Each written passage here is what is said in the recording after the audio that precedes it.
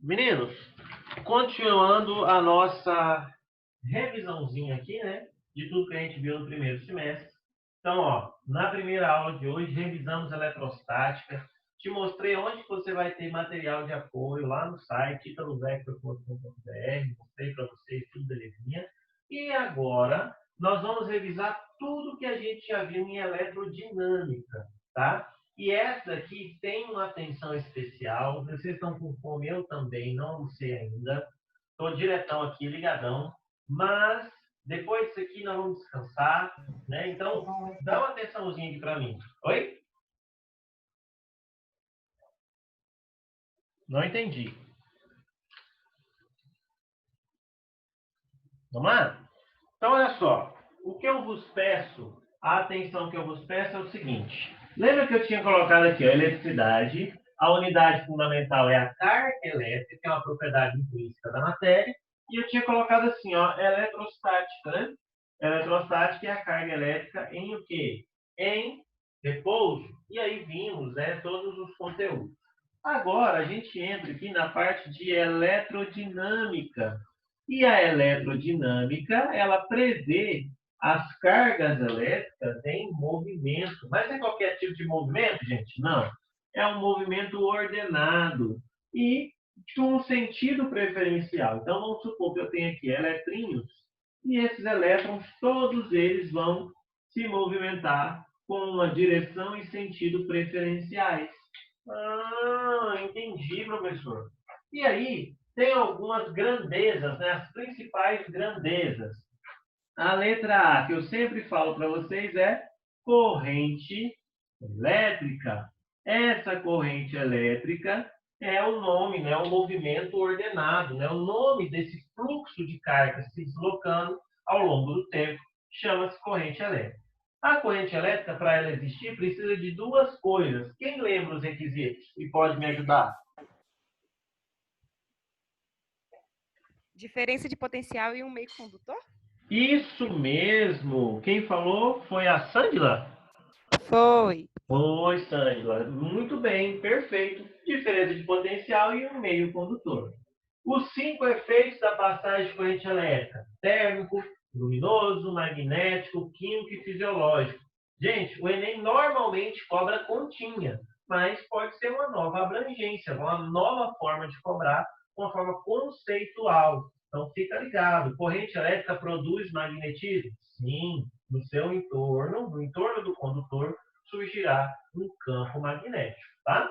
E depois, nós falamos também que os tipos de corrente, a corrente elétrica ela pode ser uma corrente contínua, que, como o nome diz, ela é o quê? Constante, né? Ela não muda, ela não varia ao longo do tempo. Já a corrente alternada, ela vai mudando, né? Ela vai variando. E isso se dá, eu mostrei para você, pelo tipo a forma como ela foi produzida, ela foi gerada, né? E foi por indução magnética e eu preciso de oscilação do campo magnético. Por isso que ela fica positivo, negativo, negativo, N vezes, né? Aqui no Brasil nós temos, em São Paulo, cujo regime de tensão é 110 volts, a diferença de potencial na tomada é 110 volts, então lá a oscilação é 50 Hz. Aqui em Goiás, né, e alguns estados do Nordeste, são 220 volts, né, e de tensão, e a oscilação, a frequência são 60 Hz.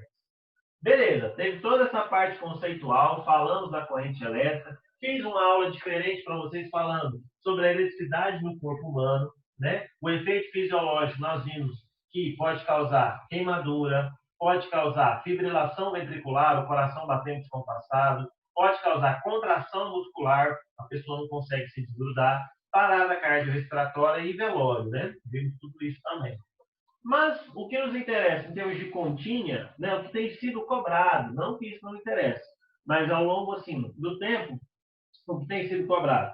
Nós vimos que a quantidade de carga que passa aqui dentro, né, você vai fazer um corte e nesse corte a gente vai identificar qual que é a carga, né, em módulo, né, a variação da carga em um certo intervalo de tempo. Essa razão, essa divisão, essa relação é o que a gente chama de corrente elétrica. Então, a corrente é a relação, é a razão entre a carga que passa em uma seção, né, sobre o intervalo de tempo. No sistema internacional, a unidade é ampere, coulombs e segundos.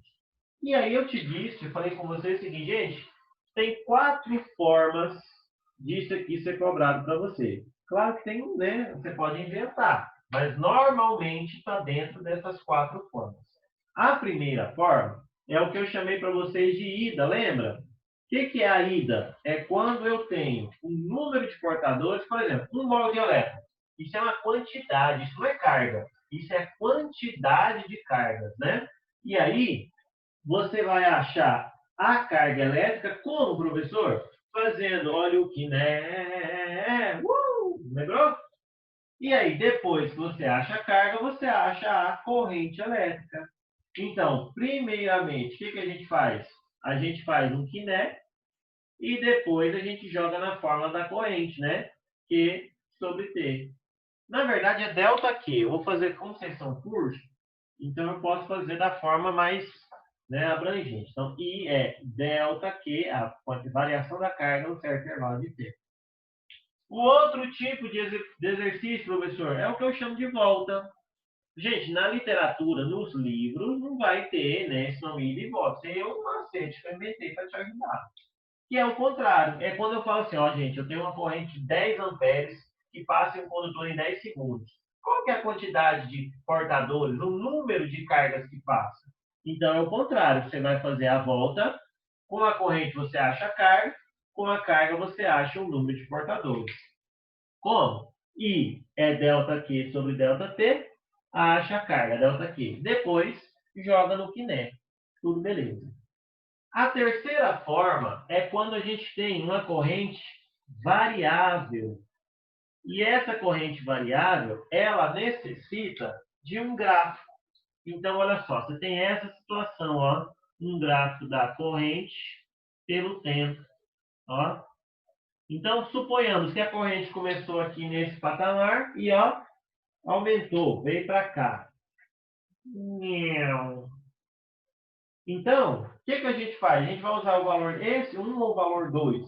Aí a gente não usa valor algum, a gente calcula a área, né? Nós vimos que o delta Q é numericamente igual à área. Essa é a carga. E se eu precisar de calcular uma corrente média, não instantânea, a média nesse percurso, corrente média vai ser essa carga que você calculou aqui pela área sobre o intervalo de tempo. Além disso, você tem mais uma forma, que é essa aqui, ó, a quarta forma, que é usando as unidades. As unidades, professor, porque quem está dividindo passa multiplicando. Então, nós sabemos que delta Q é I vezes delta T. No sistema usual das unidades, sabemos que, né, usual não, perdão, no sistema internacional. No sistema internacional SI, a gente sabe que a unidade de carga é o coulomb, né? Professor? Então, ó, coulomb é ampere vezes segundo. Só que, por exemplo, meu carregador, eu deixo ele conectado a noite toda. 12, 14 horas, né? Sei lá. Então, ó, 12 horas, imagina 12 horas em segundo. Difícil, né? Por isso que a gente usa o usual. O usual é o que a gente chama de ampere-hora. Então, ó, o usual, a unidade de carga é ampere vezes hora, em que a corrente continua ampere, mas o tempo vai para a hora. E a relação entre eles, professor? 1 ampere-hora equivale a 3.600 coulombs. Por quê? Porque uma hora tem 3.600 segundos. Gente, isso aqui está em modinha, essa parte aqui que eu coloquei em laranjadinho, tá? O pessoal tem sido mais cobrado. E eu quero mostrar agora um material de apoio que eu vou disponibilizar no site hoje à tarde e também vou mandar para o Célio para ele colocar na plataforma. Olha só. Se você quer aprender um pouquinho mais, está com dúvida, quer se, né, dar aquela força, olha só, vamos lá. É uma série de vídeos que eu estou produzindo Tá no YouTube, inclusive, esses vídeos. Tá no Instagram também do programa Goiás Bem no Enem, tá? Que é para a Secretaria de Educação, mas eu estou tentando fazer da maior forma e do mais alto nível possível. Olha só, porque muita gente tem um certo assim, né? Não, a coisa pública vai fazer coisa. Não, a gente tem sempre que procurar a excelência, né? Eu particularmente vejo assim. Então, olha só, meus queridos. Ó, tem aqui. Vocês já estão vendo a minha tela? Acredito que sim, né?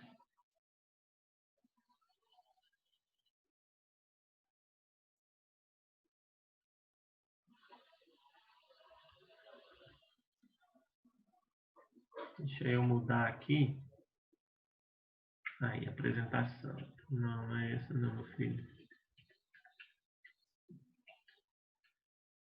Ué?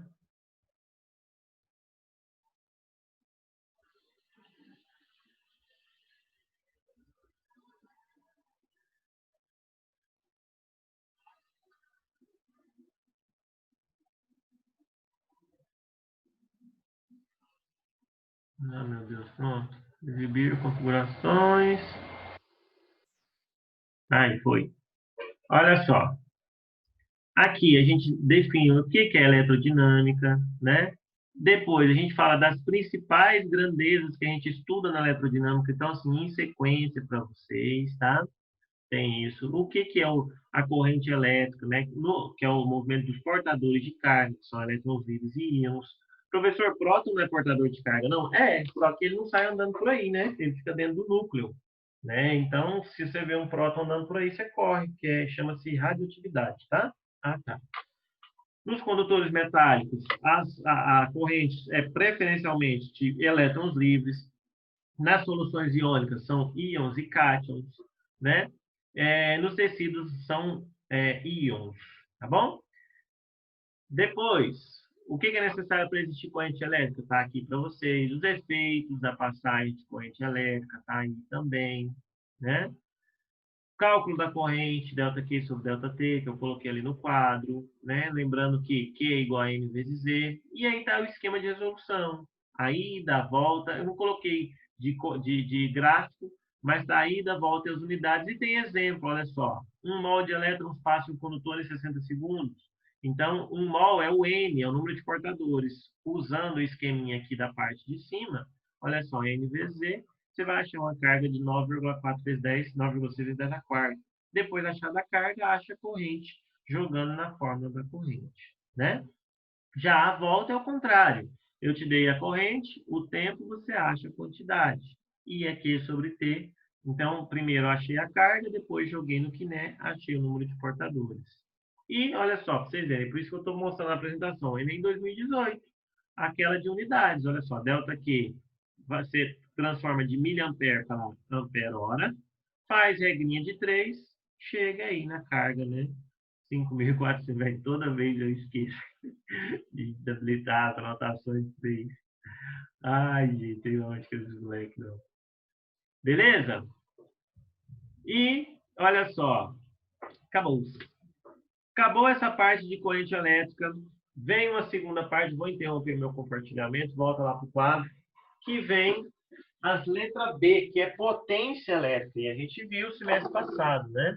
Essa potência elétrica também tem um nível de exercício, uma quantidade de exercício muito grande, porque é algo que é muito palpável, que está no dia a dia. O Enem busca contextualizar os conhecimentos, né? Colocar na vida do dia a dia dos alunos, né? Se bem que ultimamente ele está cada vez mais conteudista. Então, por isso que a gente não pode dar assim pouco crédito para eletrostático, deixar para lá. Tem que olhar, né? Tem que estar atento. Tá bom? Olha só, amores. Letra B, potência. Essa potência elétrica, o que é a potência elétrica? É a energia necessária para realizar um trabalho, né? Ou o trabalho, né, que eu faço em função do tempo, a capacidade de executar trabalho. Então, a gente sabe que, por exemplo, um secador de 300 watts, né, enfrentando um de 1.500 watts, os dois vão secar. Só que esse aqui vai fazer o trabalho de uma forma mais rápida, né? Então, a potência é o quê?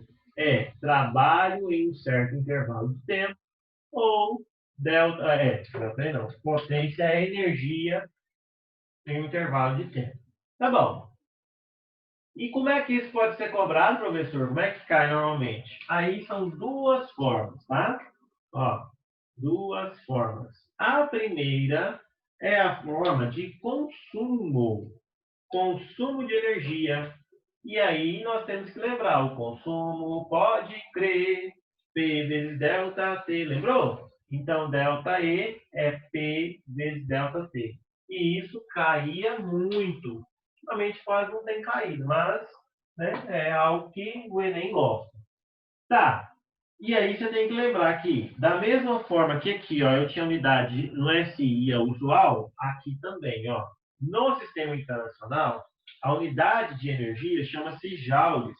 Então, joules é watt vezes segundo. Mas é a mesma coisa, se eu deixar meu carregador a noite toda carregando, cada hora 3.600 segundos, 3 horas 10.800. Então, isso vai dar um valor muito grande, né? Que eu estou multiplicando o número por um número muito grande. Então, a gente usa usualmente o tal do quilowatt-hora. E o quilowatt-hora vai ser a potência em quilowatt e o tempo em horas. E como que eu faço a conversão entre eles, prof? É só você saber que a cada quilowatt-hora equivale a 3,6 vezes 10 a sexta joules. Mas eu já te disse que se você esquecer essa relação, fica tranquilo, porque olha só, quilo quer dizer 10 ao cubo, 1.000. Hora tem 3.600 segundos. 3.600 vezes 1.000 vai dar 3,6 vezes 10 a sexta, vai dar 3.600.000 joules. Pode ficar de boa. Né? A segunda forma que potência pode ser cobrada para vocês, aí tem uma separaçãozinha, né? Ó, é usando a tal de potência útil. E a potência útil, como que eu calculo ela? Ela é π, né? É a corrente vezes a diferença de potencial. E também usando na forma de potência dissipada. Como é que vai ser essa potência dissipada? Aí eu vou usar as resistências, né? Que eu vou falar mais para frente.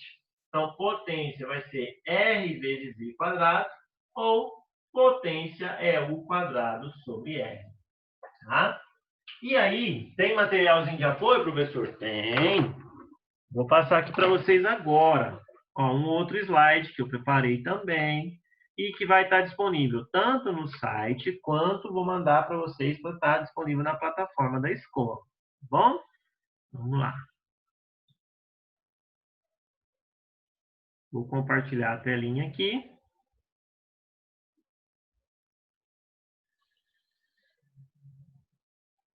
Pronto. Tá vendo que tá parte 2? Justamente por conta disso, né? Parte 2, porque foi a segunda aulinha aí. Vai ter esse roteirinho para vocês, bem bonitinho, como a gente sempre costuma fazer, tá? Ó.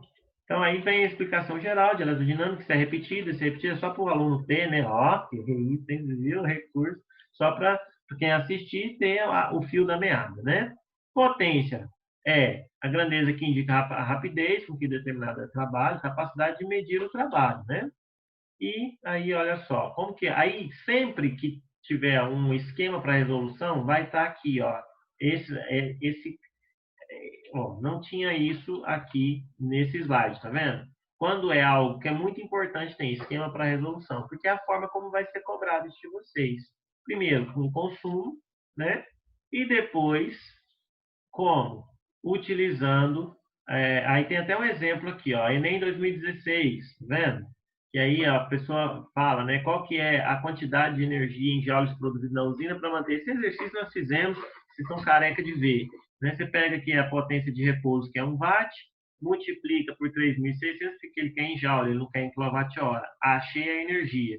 Multiplica por 24, por quê? Porque ele quer saber durante 30 dias. Isso aqui é para 1 hora. Né? E por 30 dias, vou achar esse aqui. Você vem aqui e marca? Não, porque aí você tem que considerar. Aí vem a parte, assim, o raciocínio, né? O Enem não quer que você faça só uma continha, você tem que interpretar. E ele fala que tem uma eficiência entre a geração e a transmissão, tem uma perda, né? Então, olha só, isso aqui foi o que chegou na casa.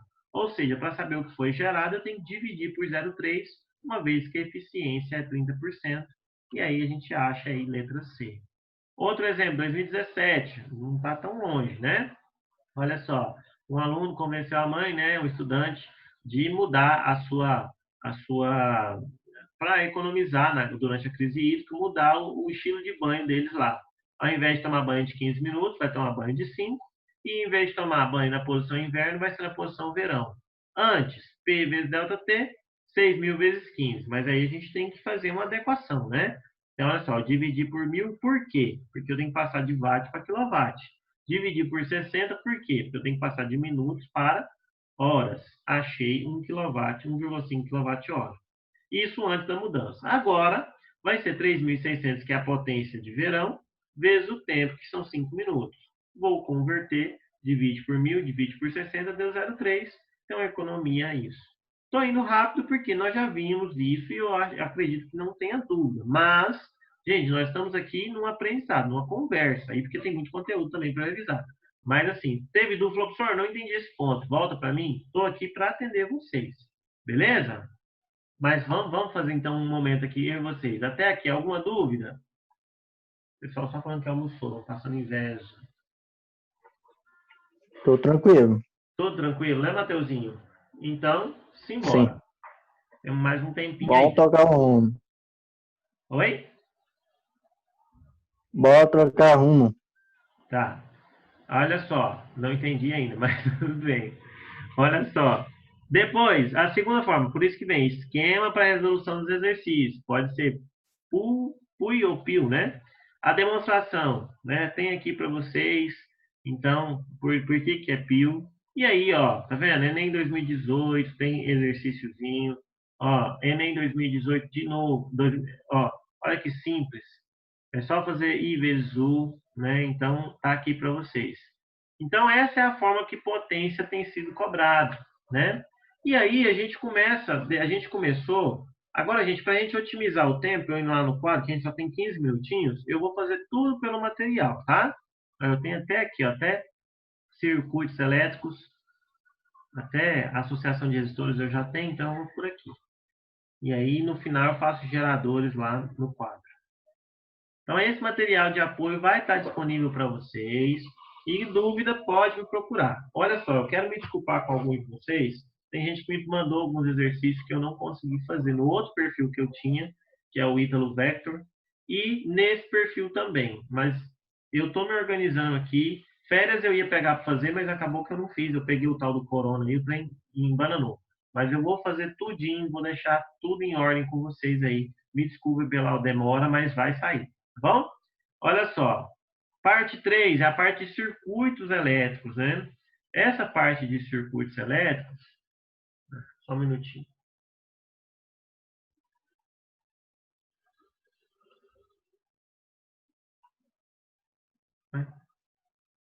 Não, meu filho, emocionou.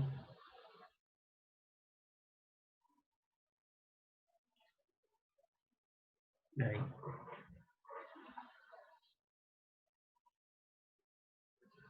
Pronto, circuitos elétricos, vocês estão vendo. Aí, começa a parte inicial, fala do que vai tratar a aula. Tem essa aula gravada na internet também, com comentário e tudo mais, no meu perfil do YouTube, tá? No meu canal do YouTube. Quem quiser, pode ir lá. Olha só. E aí a gente vem, o que é cada um desses elementos do circuito? Esse aqui é a fonte, né? É a DDP, é o elemento do circuito que vai gerar a diferença potencial para poder circular o I, que é a corrente elétrica, né? E aí, essa corrente elétrica vai circular aí. O R é o quê? É a resistor, C é o capacitor e L é o indutor. A gente começa falando aqui, né, dos circuitos elétricos e mostrando, né? Quando eu tenho um meio, um caminho fechado e uma diferença de potencial, você vai ver que vai circular corrente elétrica. Beleza? E aí, começamos a falar das grandezas. A primeira dela, o que é a primeira delas? É a resistência. É a grandeza que quantifica a oposição à passagem de corrente elétrica, né? É a relação entre a tensão e a corrente elétrica, né? E aqui a gente vê, por exemplo, ó, no Enem 2000, não, no 2010, não. Eu acho que é 18 esse aqui, se eu não me engano, tá? Não é tão antigo, não. Acho que saiu errado. Mas olha só, uma questão que nem precisa de fazer conta. Quer saber qual que é o que tem a menor resistência? Olha, quem tem a menor resistência é quem tem a maior condutividade, é quem conduz melhor, né? Nesse caso é a prata. Quem conduz melhor é a prata, né? Resistência U sobre I, nós vimos isso. Vimos que resistência é grandeza. Resistor é o quê? É o equipamento, né? Como esse aqui de chuveiro, a lâmpada, né? O resistência também de chuveiro, né? É resistor, na verdade. A gente chama de resistor, resistência, mas é resistor. Uma fritadeira para aquecer esse pedaço aqui, ó, é a resistência, que na verdade é resistor, né? A resistência. E nos circuitos a gente representa eles dessa forma ou dessa, né? Dos risquinhos aqui. E aí, tem alguns exemplos, por exemplo, essa do Enem 2016, que a gente faz, está resolvido aqui para vocês. Eu vou andar porque é muita coisa de conteúdo ainda para falar. Mas a gente viu tudo isso. A primeira lei de Ohm, o que é a primeira lei de Ohm? É quando você tem uma relação constante entre a tensão e a corrente, ou seja, você tem uma resistência constante, né? E isso vai ser representado num gráfico, que vai ser uma reta, né? Esse outro aqui, ó, esse exercício da FATEC, por exemplo, mostra a parte ômica, né, que é o quê? A parte que a resistência é constante. Se você dividir 6 por 2, dá 3. 12 por 4, dá 3. 18 por 6, dá 3, tá vendo? E essa parte, a partir do 10 miliamperes aqui, ou 30 volts, você vê que tem um curvo, já não é mais ômico, né, esse dispositivo, tá? Então, é isso que nós temos aí. Segunda lei de Ohm, se a primeira estava ligada aos circuitos, os elementos do circuito, a gente pode ver aqui, ó, ligado ao circuito, a segunda lei, tá vendo que tem também aqui, ó, a legendinha, ó, esquema para resolução, é ligado ao que? Ao material, né? Vai ser ρ sobre A. Rho é a resistividade, L é o comprimento, A é a área da seção transversal. E aí a gente retoma, né? Se potência I vezes U e U é igual a R vezes I, a gente acha a potência útil e as potências dissipadas, né? Ó, esse aqui, Enem 2013, é da segunda lei de Ohm, é um exercício da segunda lei de Ohm, né? Que a gente vê a relação entre as resistências aí, né? Para satisfazer, depois que você troca, o que você tem que fazer? Tem que, ó, fazer o comprimento, né? Aumentar. Beleza? Ou melhor, quarta parte da área, fazer a área diminuir. Beleza. Posto isso daí, até aqui, alguma dúvida eu posso seguir? Pode seguir. Falamos então sobre a associação de resistores. Depois que a gente viu o que é resistência, resistores, vimos que podemos associá-los. E essa associação pode ser de três formas. Pode ser em série, paralelo ou mista, né? Então, ó, começamos aqui nossa aulinha. Vimos o que é. Essa aqui é a parte que eu deixo toda vez para o pessoal não perder o fio da meada, né? O resistor é o dispositivo que apresenta fundamentalmente resistência elétrica. Ele tem um código de cores para diferenciar, né? Que ele é bem pequenininho. E aí, quais são as aplicações desse resistor? Ele pode transformar energia elétrica em energia térmica, como nós vimos, ou limitar a corrente elétrica de um circuito. Porque se eu tenho uma resistência muito, muito, muito grande, não vai passar corrente elétrica lá, então eu limito a corrente elétrica nele. Tá bom. Aí, ó, um resistor também de forno, que não tinha. E aí, a associação em série é essa, que a mesma corrente percorre todos os resistores. Em paralelo, que todos têm a mesma tensão, mas tem uma divisão da corrente. E a mista é a junção das duas, né? Hoje nós vamos falar aí, ó, nesse slide aqui, fala de série e paralelo, né? Então, a associação em série tem as características que a mesma corrente percorre. Que isso, hein, Israel? Que tecnologia, bebê! Todos os resistores aqui. Cada resistor consome uma parte da tensão disponível da DDP, ou seja, consome, né? Provoca uma baixa, uma queda de tensão. Né? Então, a queda de tensão do 1, do 2, até o último, o N. Né? E aí, eu consigo fazer esses N resistores aqui condensarem em um só, que é o que eu chamo de resistência equivalente, né? Então, essa resistência equivalente vai ser a soma. Lembra do macete? Série só soma série. Porque a resistência equivalente vai ser só a soma e só apenas o resistor em série que eu posso somar. Se for paralelo é diferente. E aí um exercíciozinho, né? Que eu tenho aqui uma bateria de carro 12 volts, um elemento de 2, um de 3 e um de 5. A resistência equivalente é só somar. A letra B, a corrente que percorre esse negócio, né? Vai ser o quê? Se eu tenho a resistência que vale 10, essa corrente é simplesmente pegar 12 por 10 vai dar 1,2. Letra C, a queda de tensão em cada resistor. Uma vez que eu sei agora que a corrente vale 1,2, o 1 vai ser, a queda de tensão no resistor 1 vai ser 2,4. No resistor 2 vai ser 3,6.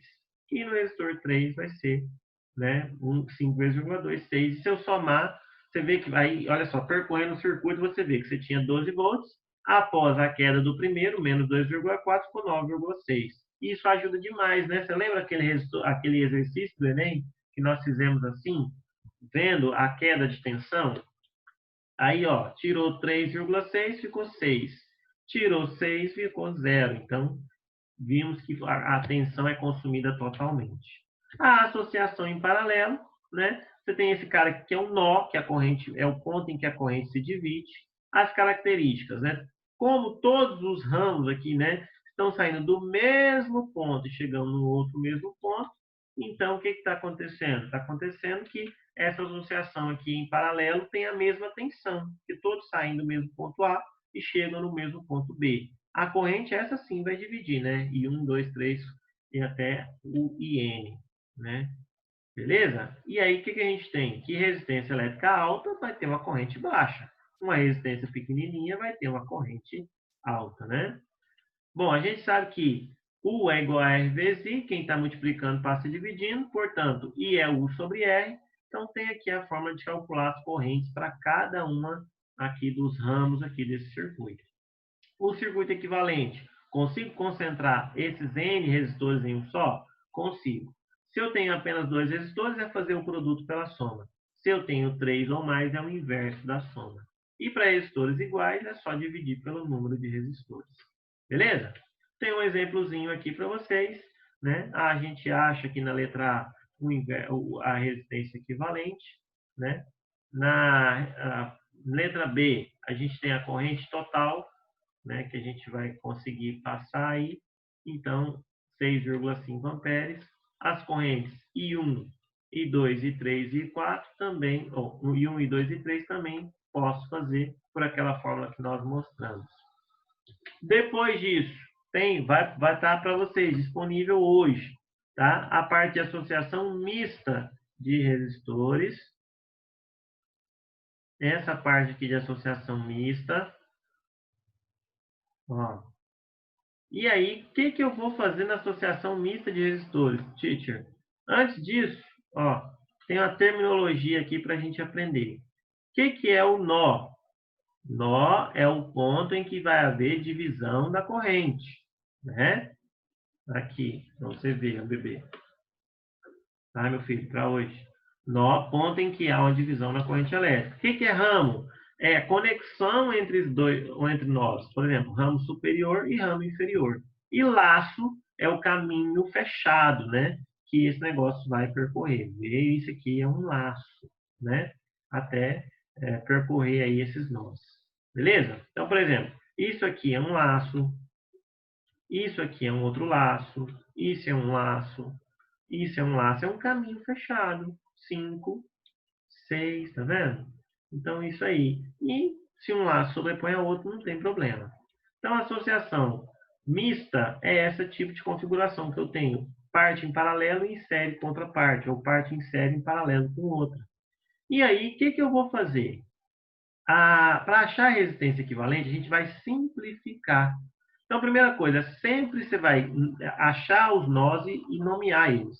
Depois, você vai substituir os resistores, né, os que estiverem em paralelo ou em série, para simplificar. Por exemplo, aqui eu tenho 2 resistores em paralelo, vai virar um só, né? Tá vendo? R1, 2, né? E depois você vai repetir os passos aqui, 1 e 2, 2 e 3, que é o quê? Simplificando esse circuito. Um outro exemplo, olha só, eu tenho os 2 em paralelo, ou em série, eu faço virar um só, os 2 em paralelo virou um só também. Beleza? Posto isso, a gente falou de capacitores, capacitância elétrica. Vou terminar aqui que a aula está acabando. Então, ó, capacitância elétrica, deixa eu interromper aqui.